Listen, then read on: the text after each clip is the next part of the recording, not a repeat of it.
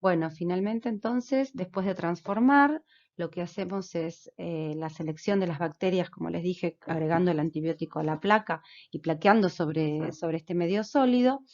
Y lo que también se puede hacer en algunos casos es una selección blue-white, o más que selección, en realidad es un screening, es una manera de discriminar bacterias azules y blancas. ¿Y por qué bacterias azules y blancas?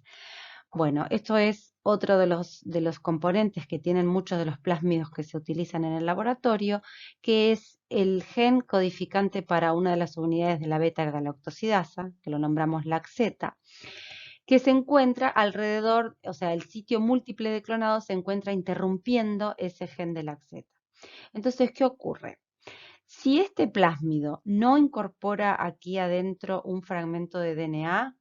es decir, por ejemplo, puede ocurrir, y ocurre de hecho muchas veces, que el plásmido que uno cortó con una enzima de restricción, en lugar de incorporar un fragmento de DNA foráneo, se religan los extremos entre sí. Estamos en este caso, ¿sí? En el caso de un plásmido en el que se religó y se regeneró el plásmido vacío, decimos, sin fragmento interno. Entonces, en este caso, esas bacterias que incorporan este plásmido son capaces de sintetizar la beta-galactosidasa, por lo cual cuando yo agrego en la placa un inductor del operón LAC y un sustrato, vamos a ver que esas colonias se vuelven azules, producto del metabolismo entonces del IPTG quijal. ¿Qué pasa si en cambio mi ligación fue exitosa y logré incorporar un DNA foráneo dentro del sitio de clonado, es decir, aquí adentro, quedó interrumpido ese gen de laxeta, como lo muestra este ejemplo, con ese fragmento rojo que interrumpe al laxeta, y en este caso entonces las bacterias no van a poder metabolizar el XGAL y van a quedar blancas las colonias ante el agregado de IPTG-XGAL. Esto me permite entonces discriminar de toda la población de colonias que crecieron en mi placa, que yo sé que si pudieron crecer en esta placa con ampicilina es porque habían incorporado plásmido, porque tenían la resistencia a ampicilina, yo ahora puedo discriminar aquellas que incorporaron un plásmido vacío o un plásmido con un inserto en el sitio de clonado. Bueno, vamos a ver para qué nos sirve esta técnica de clonar dentro de vectores o plásmidos. Y el primer ejemplo que vamos a ver es la construcción de una library genómica o una genoteca, library o biblioteca genómica. Entonces, en este caso, cuando construimos una genoteca, partimos de DNA genómico de determinada especie, en el ejemplo es DNA humano, que vamos a cortar con una enzima de restricción. Se elige generalmente una enzima que no corte muy frecuentemente, que no sea de corte muy frecuente, de manera de generar fragmentos que no sean muy pequeños. Y nos vamos a encontrar luego de la restricción con esta cantidad de fragmentos que van a estar todos juntos dentro de un tubo en el cual hice mi digestión, y vamos a tener fragmentos que están marcados en gris, que no son los que me interesan, y determinados fragmentos que corresponden a los genes que me interesa aislar. Pero yo a priori no sé dónde están ni conozco demasiado de ellos. Entonces, estos fragmentos se incuban con plásmidos, como vimos anteriormente, y se generan estos plásmidos con los insertos dentro de su sitio de clonado. Se introducen bacterias mediante la transformación que vimos en la diapositiva anterior y obtengo, como marca se ve en este tubito, una combinación de diferentes bacterias que han tenido cada una incorporado un plásmido conteniendo un determinado fragmento. Entonces esas bacterias, como les dije antes, las plaqueamos y obtenemos esta situación en la que tenemos una placa con colonias y sabemos que cada colonia es un clon, o sea que cada una proviene de una única bacteria que había incorporado el plásmido, un determinado plásmido, pero no sabemos dónde está nuestro gen de interés. Supongamos que nuestro gen de interés es el azul, el que está marcado en azul acá, no sabemos cuál de estas bacterias lo tiene. Entonces, ¿cómo podemos hacer para encontrarlo? Y para esto se hace lo que se llama un screening. Se coloca una membrana de nitrocelulosa sobre la placa, luego la membrana se retira, ¿sí? Y se da vuelta, y entonces queda una réplica, esto se llama réplica plating, se queda acá una réplica de esta placa en la membrana. Se hace la lisis celular, desnaturalización del DNA y un proceso de crosslinking para fijar el DNA a la membrana, y luego se lo va a incubar con una sonda. Ahora en un momento vamos a ver qué son estas sondas, pero asumimos que son fragmentos pequeñitos de DNA complementarios a mi gen de interés, ¿sí? De manera que cuando yo incube mi sonda, que va a estar marcada radioactivamente, la incubo con la membrana, luego de enjuagar, voy a determinar por la radioactividad que emite la sonda cuáles eran las colonias que tenían el plásmido con el gen que me interesa encontrar. Bueno, pero el tema es bastante complejo, porque si yo estoy tratando de pescar un clon que lleva mi gen de interés y a ese gen no lo conozco, ¿cómo puedo hacer para tener una sonda, o sea, un fragmento complementario que me permita ir a buscar al gen? Bueno, muchas veces lo que ocurre es que uno no conoce el gen completo y lo que quiere es pescar el gen completo y conoce un fragmento pequeño. En ese caso puede usar como sonda ese fragmento pequeño. Generalmente las sondas son fragmentos de DNA muy pequeños, mucho más chicos del tamaño de un gen completo. Entonces a veces tenemos ese fragmento conocido que lo podemos marcar radioactivamente y nos sirve como sonda. Pero a veces no conocemos nada de la secuencia del gen de interés, pero tenemos un poco de información relacionada con genes homólogos en otras especies. Entonces, si llegáramos a conocer la secuencia de un gen, de ese gen en otra especie, podríamos usar como sonda esa secuencia de la especie parentada. Y otra posibilidad también es que uno conozca otro gen que es similar al gen de interés y de ese sí tenga cierta información, entonces también se puede ir a hacer un screening de la library con una sonda que sea de otro gen, pero que sabemos que tiene alguna homología con mi gen de interés. Ahora, si estoy en el caso A, en el que uso un fragmento del mismo gen de la misma especie, en ese caso uso condiciones que se llaman de hibridización de alta rigurosidad.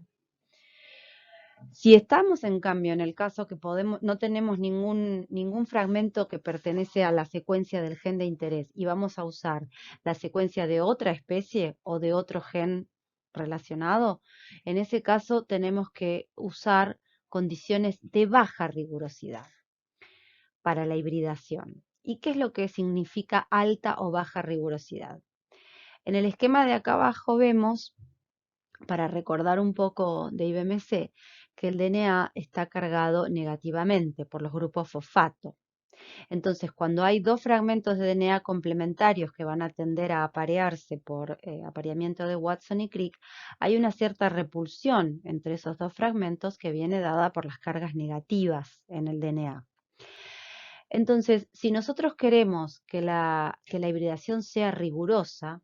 es decir, que se apareen solamente cuando son completamente complementarios los dos fragmentos, vamos a utilizar baja sal, de manera que la atracción por el apareamiento de bases tiene que ser muy fuerte para vencer la repulsión de los grupos de las cargas negativas dadas por esos grupos fosfato. En cambio, si la sonda que usamos es de otra especie, o sea que la homología no es absoluta, no es del 100%, y queremos que de todas maneras se hibriden los dos los dos fragmentos de DNA, lo que tenemos que hacer es bajar la repulsión de esas cargas negativas para que el apareamiento les resulte más fácil. Y eso se hace agregando sal a la solución de incubación, o sea, una alta concentración de sal, porque los iones, en este caso estamos usando cloruro de sodio, los iones positivos del sodio van a neutralizar las cargas negativas del DNA y van a permitir entonces que el apareamiento sea más fácil entre las dos hebras. Entonces traten de recordar esta regla que les va a permitir acordarse que la alta rigurosidad viene dada por baja sal, porque estoy favoreciendo la fuerza de atracción de las dos hebras por apareamiento de Watson y Crick por sobre la repulsión de los grupos fosfato, y que en cambio con la sal neutralizo esa repulsión y hago que se puedan hibridar igual, aunque su homología no sea del 100%. Bueno, entonces resumiendo todos los pasos de la construcción de la biblioteca genómica, nosotros partimos de un DNA genómico, lo cortamos con enzimas de restricción, hacemos el proceso de ligación en los plásmidos, lo transformamos en bacteria, estas bacterias van a incorporar el plásmido, realizamos la selección con antibiótico que nos permite seleccionar aquellas bacterias que incorporaron plásmido. Si es posible, según el plásmido que usé, puedo también hacer una selección blue-white, hasta encontrar, después hago el screening, perdón, y encuentro aquella colonia que contiene al plásmido correcto, es decir, al plásmido que lleva el gen que me interesaba clonar. Cuando logré identificarla, yo puedo picar esta colonia y colocar en un medio de cultivo, cultivar en medio líquido grandes cantidades de esa bacteria que lleva el plásmido que me interesa, y luego puedo, mediante una mini prep, o sea, una mini preparación de DNA plasmídico, obtener el plásmido aislado y, por ejemplo, mandarlo a secuenciar. Y esto lo vamos a ver después más adelante, pero nos permite, por ejemplo, secuenciándolo, conocer la secuencia de mi gen o de determinada región que logré clonar. O en otros casos, también lo vamos a ver en algunos ejemplos de los problemas, lo que me interesa es producir determinada proteína a partir de ese gen que cloné, y entonces, bueno, voy a tener que ver si puedo con ese mismo plásmido o tengo que subclonar en otro plásmido, pero también podría generar cantidades de proteína. Bueno, el segundo ejemplo que vamos a ver es cómo generar una clonoteca. Esta es una variante de biblioteca que, en lugar de clonar fragmentos de DNA genómico, lo que vamos es a clonar fragmentos provenientes de un RNA mensajero originalmente, que entonces se llama Library de Expresión o de cDNA. ¿Por qué de cDNA? Porque partimos de RNA mensajero que se retotranscribe a cDNA mediante un proceso de retotranscripción utilizando la transcriptasa reversa para generar cDNA. ¿Sí? Utilizamos también otra enzima, la RNasa H, que permite degradar el RNA unido a la hebra de DNA, y luego se generan las dos hebras de DNA que se pueden ligar en un plásmido de la misma manera que vimos que ocurría con los fragmentos de DNA genómico. ¿Sí? Entonces, partiendo de un determinado tejido, lo que hacemos es aislar el RNA mensajero, producir la transcripción reversa para generar el cDNA, clonarlo en los plásmidos, insertarlo en bacterias mediante la transformación de bacterias competentes, crecer, y finalmente, lo mismo que vimos para el caso de la biblioteca genómica, se pueden aislar los clones, purificar y secuenciar. Ahora, es importante tener en cuenta que cuando se trata de una clonoteca, vamos a estar partiendo de RNA, por lo cual solo vamos a tener representados en la biblioteca aquellos RNAs que se expresaban en ese tejido o en esa célula en el momento en que hice la recolección del RNA. Bueno, entonces, resumiendo un poco y para refrescar entonces la comparación entre genoteca y clonoteca, cuando hablo de genoteca o library genómica, estoy partiendo de DNA genómico, y los fragmentos que voy a obtener en mi biblioteca pueden ser de zonas de exones o también de intrones o también de zonas que no son codificantes de ese genoma. En cambio, cuando hago una clonoteca, como parto de RNA, siempre voy a tener representados fragmentos en mis clones de cDNA, voy a tener representados fragmentos que venían de regiones que se expresaban en ese tejido.